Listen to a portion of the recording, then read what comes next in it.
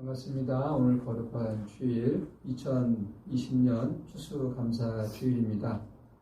한 해를 돌아보며 하나님께 감사 기도를 드리고 찬양을 올려드리는 우리 모두에게 예수 그리스도의 은혜와 평화 또 안식과 기쁨이 충만하시기를 간절히 기원합니다.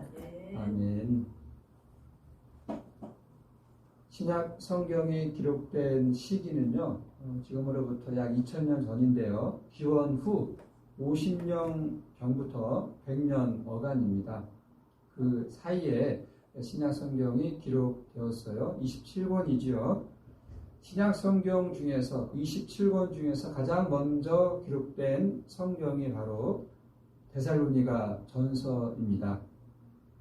데살로니가 전서를 우리가 읽다 보면 초기 기독교 그 당시의 상황, 그 당시의 신앙에 대해서 우리가 살펴볼 수가 있는데요. 먼저 데살로니가 전서에 나오는 성경 구절의 말씀을 몇 구절을 읽어 드리겠습니다. 그 당시 우리 데살로니가 성도들의 신앙, 또 초기 기독교인들의 신앙에서 중심된 내용이 무엇인지를 한번 들어보시기를 바랍니다. 1장 10절에 따르면 그의 아들이 하늘로부터 강림하실 것을 이라는 표현이 나오고, 2장 19절에 보면 그가 강림하실 때 라는 표현이 나옵니다. 3장 13절에도 나오는데요, 우리 주 예수께서 그의 모든 성도와 함께 강림하실 때라는 말씀이 있습니다. 이 구절들을 우리가 읽어보면 핵심 내용이 무엇인지 아시겠죠? 예수님의 재림입니다. 4장에도 더 자세한 설명이 나오고 있어요. 예수님의 재림이 당시 데살로니가 교인들에게 그리고 초기 기독교인들에게 가장 중요한 신앙의 내용이었다는 뜻입니다. 예수님의 재림은 세상이 완전히 바뀌는 사건입니다. 세상의 질서와 권력이 다 무너지고요, 하나님의 직접적인 통치가 이루어집니다. 소설 비유적으로 이야기하면 소설 그 춘향전에 따르면 그 성춘향이 이제 감옥에 갇히잖아요. 그런데 그 이몽룡이 과거 시험에 합격을 해서 암행어사가 되어서 이제 성춘향 앞에 나타나는 일과 비슷한 거죠. 기독교인들은 이 재림 신앙으로 그 당시에 박해가 있었기 때문에 참으로 어려웠는데 그 어려운 상황들을 버텨낼 수가 있었습니다. 문제는 이 기독교인들이 이제 한 사람 한 사람 이제 죽어가고 있는 거예요. 그 당시에 초기 기독교인들은 자신들이 살아있을 때에 예수님께서 재림하신다라는 믿음을 갖고 있었는데, 성도들이 한 명 한 명 이렇게 죽어 가는데 예수님의 재림은 지연되고 있고 또 그런 기미도 보이지 않음에 따라서 재림에 대한 신앙이 흔들리기 시작했습니다.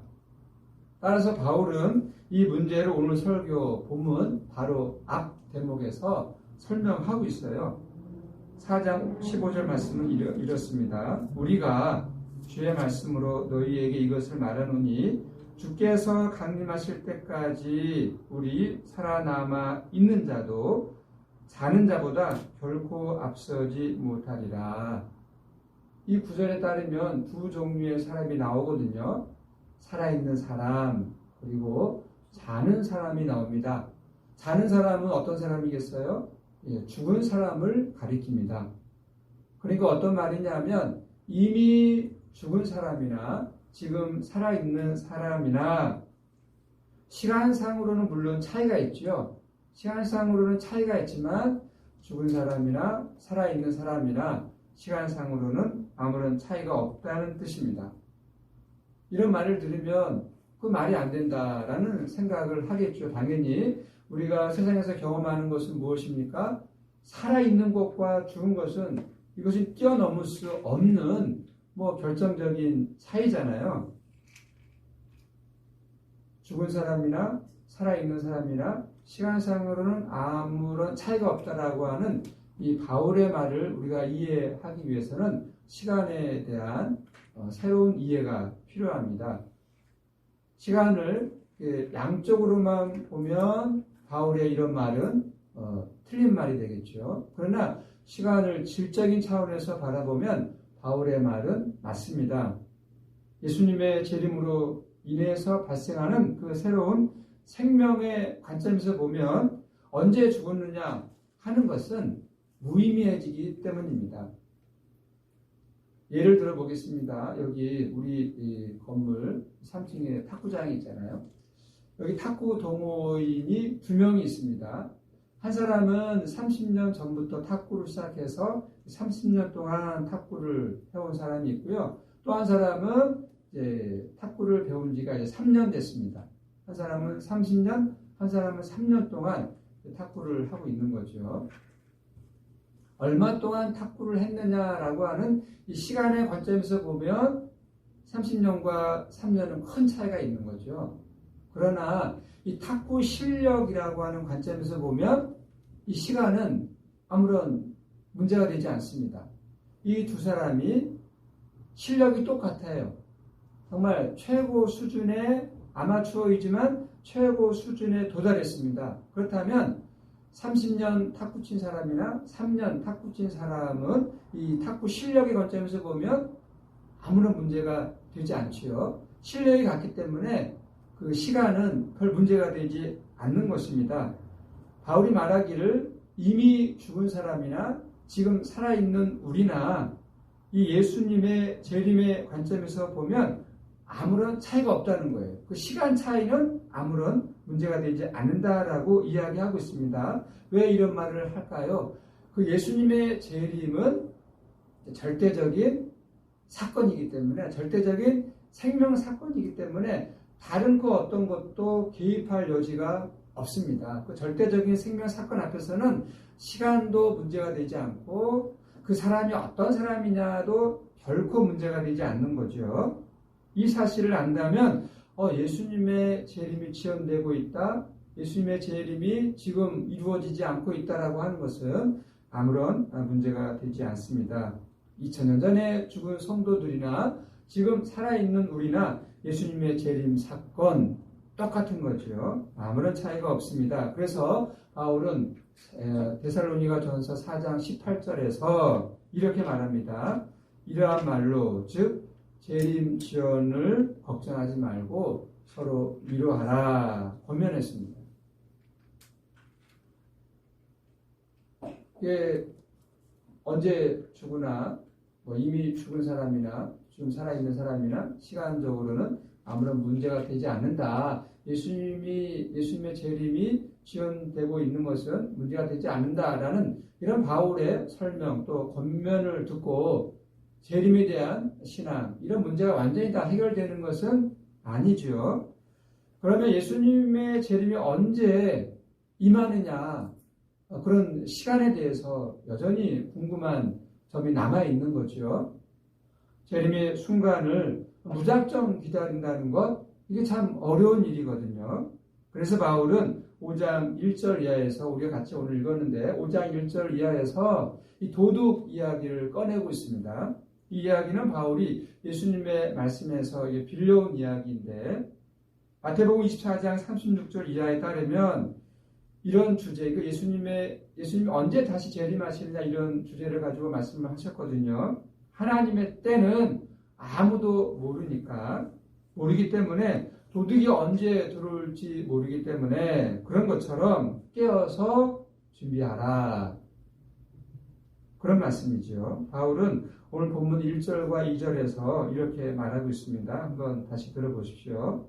형제들아, 때와 시기에 관하여는 너희에게 쓸 것이 없음은 주의 날이 밤에 도둑같이 이룰 줄을 너희 자신이 자세히 알기 때문이라.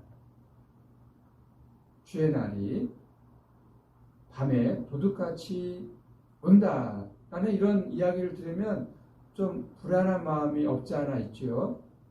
그 주의 날이, 주님의 재림이 오늘 갑자기 오게 되면 나의 인생은 어떻게 되는 거지? 라고 하는 그런 생각에 휩싸일 수 있습니다.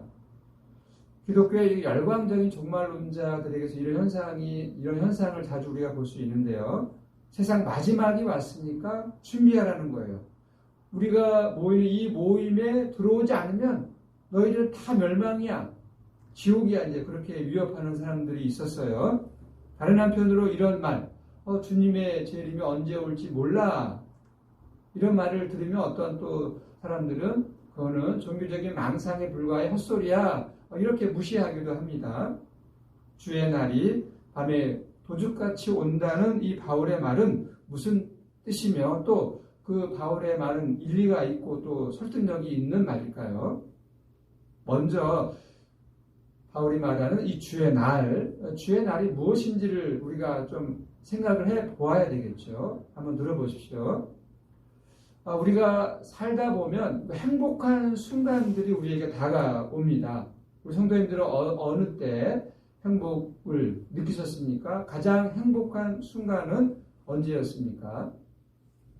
이렇게 돌아보면 사랑하는 사람을 만나서 결혼했던 그 순간, 또 아기를 낳았을 때, 또 그렇게 원했던 또 자기 집을 장만했을 때, 또 시험에 합격했다거나 또 정말 여행을 했는데 정말 잊을 수 없는 귀한 여행을 했을 때 등등등 수없이 많을 것입니다. 그런데 그런 행복한 순간들이 계속 지금까지 이어지는 것이 아니라 이게 끊어지잖아요. 그 행복했던 순간은 짧고 끊어지고 계속 이렇게 또 삶이 오르락 내리락 하고 있습니다. 우리 삶의 그 어디에도 삶의 완성이 없다는 뜻이에요. 우리 삶이 완성됐다면 늘 행복해야 되거든요. 늘 기뻐해야 되거든요. 늘 자유가 있어야 되거든요. 그런데 우리의 삶은 어떻습니까? 그렇지 못하거든요. 위대한 인물이 되고요. 또 위대한 훌륭한 업적을 쌓아도 여전히 어딘가 결핍된 삶을 벗어날 수가 없습니다. 이 세상에 그 어떤 사람도 결핍되어 있고 부족하고 그런 걸 느끼며 다 살고 있어요. 대통령이 되면 늘 행복합니까? 그렇지 않다는 거예요. 세상 전체를 놓고 본다면 행복한 순간보다는 오히려 더 불행한 순간들이 많다는 사실을 우리가 보게 됩니다. 많지는 않다고 해도 무시할 수 없을 정도는 됩니다. 인간의 잘못으로 인해서 불행한 사건들이 일어나고요. 또 천재지변으로 불행한 사건들이 늘 일어나고 있습니다. 21세기 최고의 문명이 발달된 오늘날에도 여전히 우리의 삶은, 우리의 생명은 미완성이에요. 개인적으로도 그렇고 사회적으로도 그렇습니다. 완성되지 않은 삶을 우리가 살다 보니까 철이 들지 않은 어린아이들처럼 우리 인간의 삶은 어떻습니까? 늘 싸우고 또 싸우고 그렇게 싸우며 하루하루를 살아가고 있습니다. 성경이 말하는 주님의 날은요, 이 생명이 완성되는 때를 이야기합니다. 생명이 충만해지는 순간이죠. 그런데 그 생명 충만이 무엇인지는 아무도 몰라요. 그 상태, 그 생명 충만, 우리가 바라는 바인데 그것이 어떻게 우리에게 다가올지, 그 모양이 구체적으로 어떤 것인지 우리는 알지 못합니다. 단지 비유적으로만 이야기할 수 있을 뿐이에요. 그래서 예수님도 이 천국에 대해서, 하나님 나라에 대해서 비유로 말씀하셨잖아요. 지난주에 우리가 살펴보았지만 그 신랑을 기다리는 열처녀의 비유를 우리가 읽었잖아요. 그런 것과 같은 거죠. 주님의 날, 주의 날이라는 이런 사상은요, 신약 시대에, 예수님 시대에 갑자기 나타난 것이 아니라 구약 시대에서부터 이렇게 내려오는 사상입니다. 구약 시대의 이사야 선지자는 이렇게 이야기했습니다. 이 이사야는 이 주의 날 대신에 여호와의 날이라고 표현을 했어요.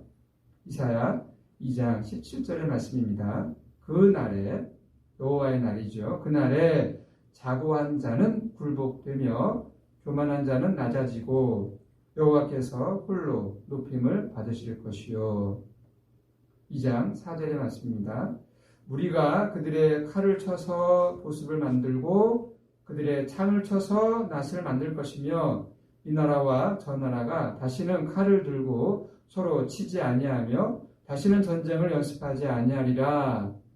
전쟁이 없어지고 평화가 임하는 그런 모습이죠. 또 11장 1절에서는 이렇게 묘사하고 있습니다. 그때에 주의 날이겠죠. 여호와의 날이겠죠. 그때에 이리가 어린 양과 함께 살며 표범이 어린 염소와 함께 누우며 송아지와 어린 사자와 살찐 짐승이 함께 있어 어린아이에게 끌리며. 지금은 이 힘센 동물이 약한 동물을 이렇게 잡아먹는 그런 양육강식의 세계인데, 지금 이사야가 선포하는 이런 세계는 어떤 세계입니까? 강한 짐승이든지 약한 짐승이든지 서로 함께 어울려 살아가는 이런 세상, 이런 세계, 이게 그 여호와의 날, 그때 이루어진다라고 이렇게 표현을 하고 있습니다. 성도님들은 이런 성경이 말하는 주의 날, 여호와의 날 어떻게 받아들이십니까?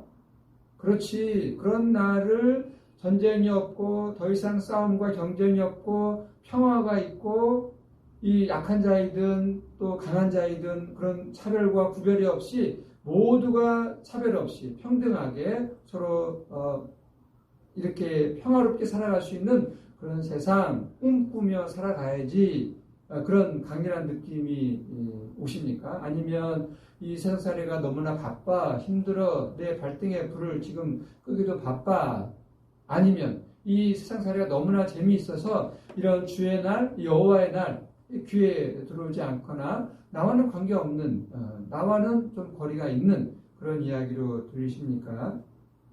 우리가 기독교인이 된다, 또 기독교인으로 살아간다는 말은 이 생명 완성을 삶의 궁극적인 목표로 삼고 살아간다는 것을 전제합니다. 기독교인으로 살아간다는 것은 이런 희망, 삶의 완성이 되는 그런 때, 주의 날, 여호와의 날을 기대하고 희망하면서 그 세계, 이사야가 선포하는 그런 세계를 꿈꾸면서 그런 세계가 이 땅에 이루어지는 것에 마음을 같이 하고 서로 연대하고 살아가는 것이죠. 우리 기독교인으로 살아간다는 그렇게 살아가는 것입니다. 여기서 생명 완성은 우리에게 익숙한 말로 하면 구원이고, 일상적인 말로 하면은 자유, 해방, 또 평화, 기쁨, 안식, 그런 것의 충만입니다. 그런 순간을 갈망하며 살고 있으시지요? 다 갈망하며 살고 있을 것입니다. 왜냐하면 그 어떤 환자가 자기 병이 완전히 치료되어서 자기의 건강을 회복하는 그 날을 갈망하지 않는 환자가 없는 것처럼 말입니다. 바울은 이 주의 날이 도둑같이 온다 이야기합니다. 주의 날이 도둑같이 온다. 이런 말만 또 생각을 하면 두렵기도 하지요. 준비할 여유가 없는데 갑자기 도둑처럼 들이닥치면 어떻게 하란 말이냐. 우리 일상에서 그런 두려움은, 긴장은 어느 정도는 필요합니다. 예를 들어서 매일 이렇게 자가용으로 출퇴근하는 사람들은 그런 생각을 가져야 되겠죠. 언제 교통사고가 일어날지 모르니까 조심해야 돼. 그런 긴장감, 그런 어떤 두려움을 갖고 운전을 해야 사고가 나지 않습니다. 문제는 거기에 너무 또 강박적으로 매달리면 문제가 되는 거죠. 이것을 염려한 바울은 오늘 본문 4절에서 반대로 이야기합니다. 그날이 도둑같이 너희에게 임하지 못하리라. 앞에서는 주의 날이 도둑같이 임한다 라고 이야기했던 바울이 오늘 4절에서는 너희에게는 주의 날이 도둑같이 임하지 않아, 또 그렇게 이야기합니다. 무슨 말일까요? 주의 날이 도둑같이 임한다는 것입니까? 아니면 그렇지 않다는 것입니까? 죽음이 도둑같이 이른다는 말일까요? 그렇지 않다는 이야기일까요? 이 세상이 갑자기 끝날 수 있다는 말일까요? 그렇지 않다는 이야기일까요? 어떤 사람들에게는 주의 날이, 주님의 재림이 도둑같이 이르는 것이 아니라고 할 때에 그 어떤 사람들은 어둠에 있지 않은 사람들, 오늘 성경에 따르면 데살로니가 성도들을 가리킵니다. 5절 말씀을 읽어드리겠습니다. 너희는, 데살로니가 성도들이죠. 너희는 다 빛의 아들이요 낮의 아들이라 우리가 밤이나 어둠에 속하지 아니하나니. 도둑은 낮에 옵니까? 밤에 옵니까? 밤에 오지요. 도둑은 낮에 활동하지 않습니다. 따라서 낮처럼 살아가는 사람은 도둑을 걱정하지 않는 거지요. 어둠에 속하지 않고 낮에 속하고 빛에 속한 사람으로 산다는 것이 무엇인지가 여기서 중요합니다. 데살로니가 성도들은 낮에 속한 사람이에요. 빛에 속한 사람이에요. 6절에서 이렇게 말합니다. 그러므로 우리는 다른 이들과 같이 자지 말고 오직 깨어 정신을 차릴지라. 낮에 속한 사람, 밤에 속한 사람이 어떤 사람이냐? 한마디로 깨어있는 사람, 정신을 차리고 있는 사람, 그 사람이 바로 낮에 속한 사람이요 또 빛에 속한 사람입니다. 여기서 깨어있다는 것, 정신을 차리고 있다라고 하는 것은 무슨 말일까요? 예수님의 재림을 삶의 중심으로, 일상의 중심으로 여기며 살아가는 사람, 그 사람이 바로 깨어있는 사람이고 정신을 차리고 있는 사람이에요. 예수님의 재림을 우리 삶의 중심으로 여기며 살아간다는 것. 어떻습니까? 이게 바울이 앞에서 이야기했지만 데살로니가 성도들의 당면했던 문제는 예수님의 재림이 늦어짐에 따라서 이 재림 신앙이 흔들리고 있었던 거잖아요. 그래도 데살로니가 성도들은 예수님의 재림에 대한 그 마음을 갖고 살았어요. 비록 좀 흔들리긴 했지만, 그렇지만 오늘 우리는 어떻습니까? 우리는 이 예수님의 재림을 삶의 중심으로 여기며 살기보다는 좀 예수님의 재림에 대해서 흐릿하죠. 막연하죠. 예, 이 성경 말씀 읽으면서 이 듣기는 들어도 우리의 삶의 중심으로 이렇게 여기며 살지 못하고 있는 것이 우리의 현실입니다. 이런 상황에서 예수님 재림을 삶의 중심으로 삼는다는 말은 우리에게 무슨 의미가 있는 것일까요? 우선 이 생명 완성은 하나님의 선물이다 라는 이 사실을 우리가 눈여겨보아야 합니다.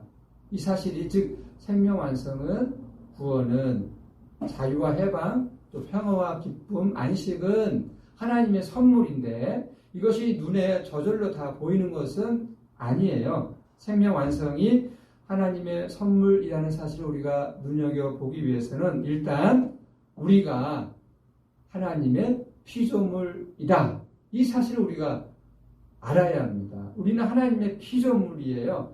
피조물이라고 하는 것은 그 창조주 하나님을 떠나서는 결코 살 수 없는 존재입니다. 하나님과의 관계 속에서 하나님을 얼마나 친밀하게 관계를 맺고 살아가느냐에 따라서 우리의 삶이 좌우됩니다. 결정되는 거예요. 세상은 그런 이야기 하지 않죠. 돈이 있어야 돼. 권력과 힘이 있어야 돼. 뭔가 이렇게 확보하고 있어야 우리의 삶이 좋아지기도 하고 나빠지는 것이지, 하나님 눈에 보지도 않는 거 하나님 우리의 삶을 좌우하지 않아. 그러나 성경은 어떻게 이야기합니까? 생사화복이 창조주 하나님의 손에 달려있다. 성경은 이야기하잖아요. 우리는 그렇게 믿고 살아갑니다. 그래서 우리 하나님과의 관계를 어떻게 친밀하게 긴밀하게 할까 늘 기도하고 경건에 힘쓰는 거죠. 우리의 생명, 우리의 삶은 우리 자신의 힘으로 완성할 수 없습니다.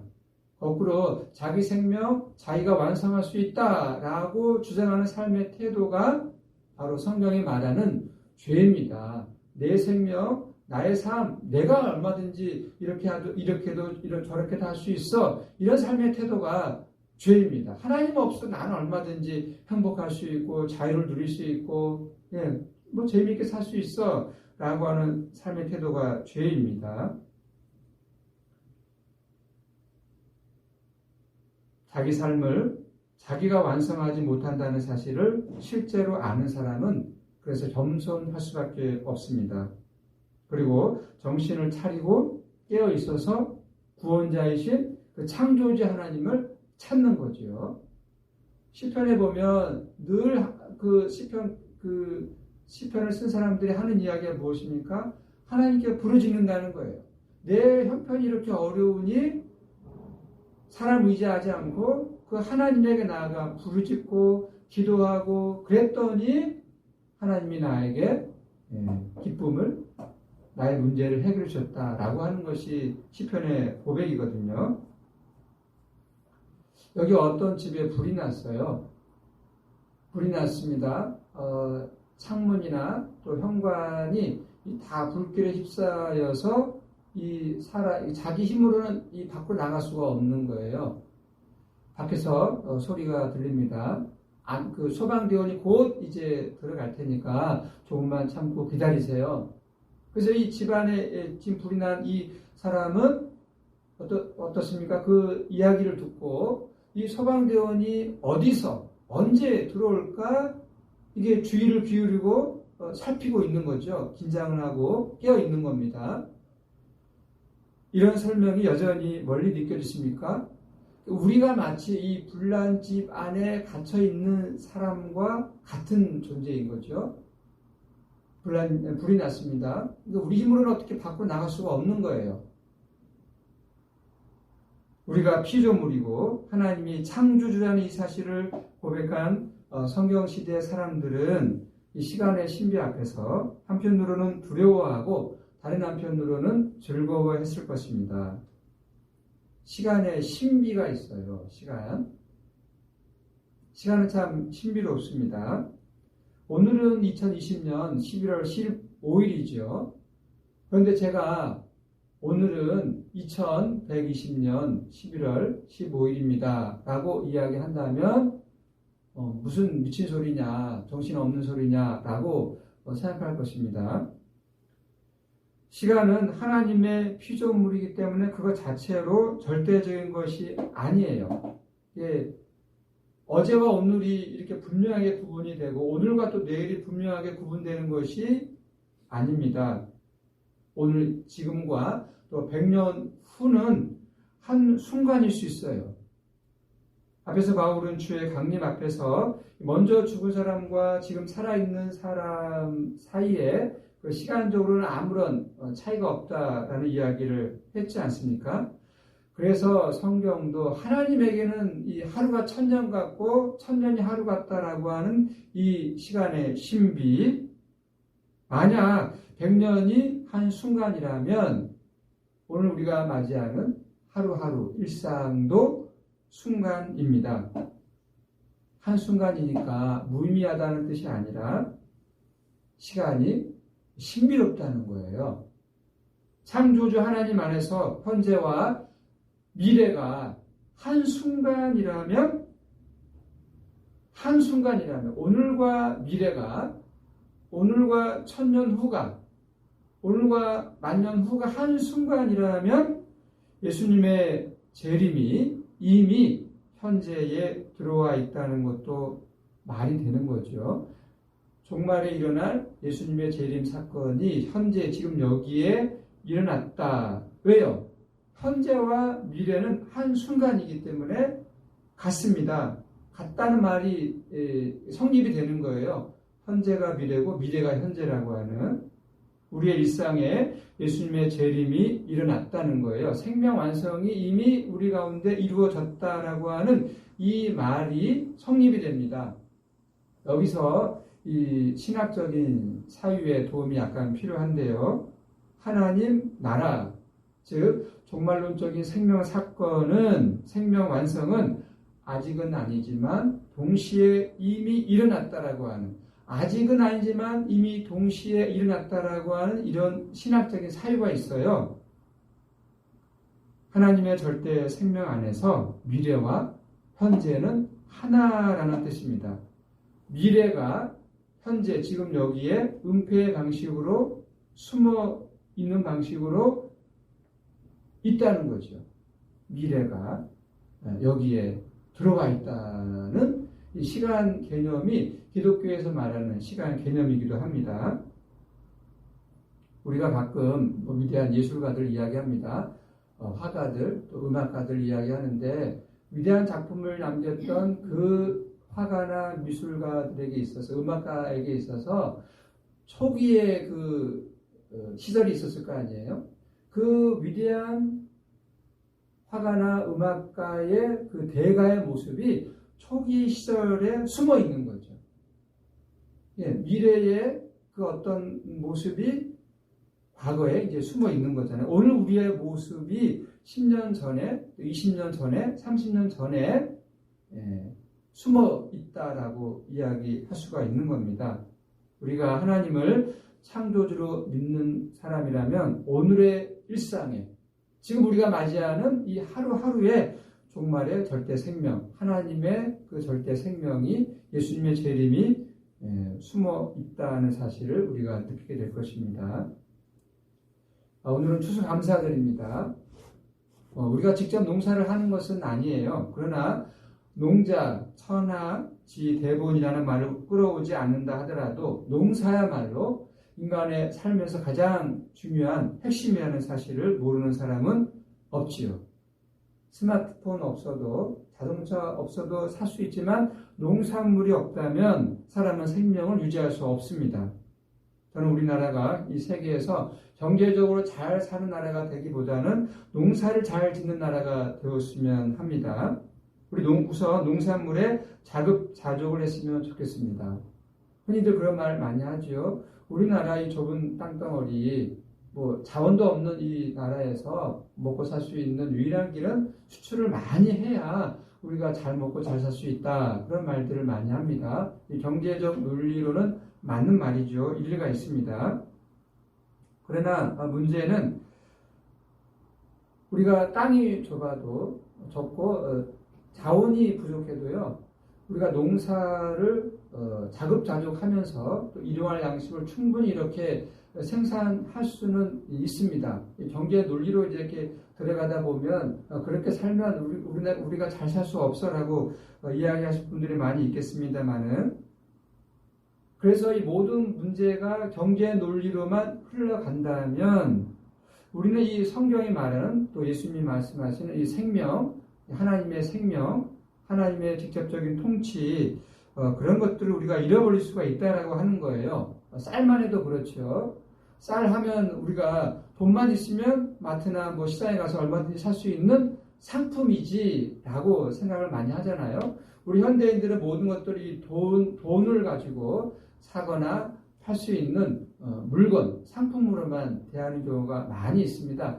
생명에 대한 그런 깊이를 우리가 생각하지 못하고 사고 팔 수 있는 상품, 물품 그런 것들로만 생각을 하고 심지어는 사람조차도 인격으로가 아니라 이렇게 물건처럼 돈만 있으면 내가 돈만 가지고 있으면 얼마든지 저 사람을 물건처럼 취급할 수 있다라고 하는 그런 생각들이 우리 안에 알게 모르게 자리를 잡고 있어요. 그러다 보니 이 생명에 대한 하나님이 생명을 귀하게 여기시는데 이 생명에 대한 소중한 귀중함을 우리가 잃어버리고 살고 있습니다.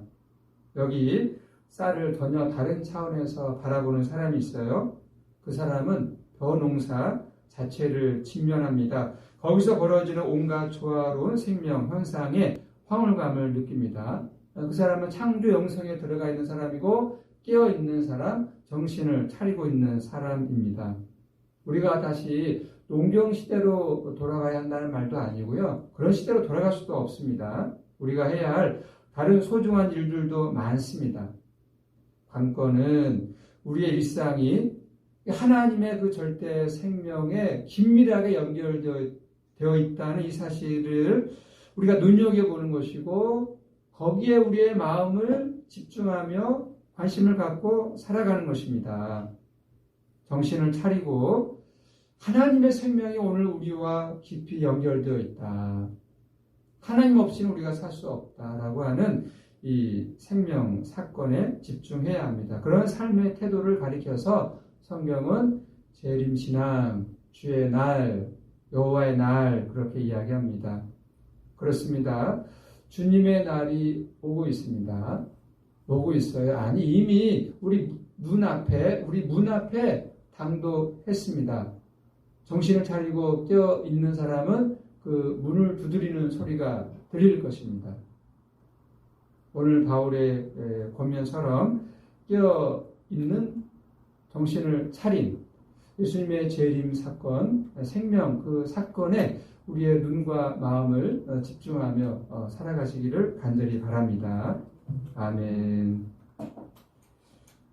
하나님, 주님의 날은, 주님의 재림은 아직은 오지 않았지만 이미 우리의 일상에, 우리의 삶에 들어와 있다는 사실을 오늘 데살로니가에 보낸 바울의 편지를 읽으며 다시 확인했습니다.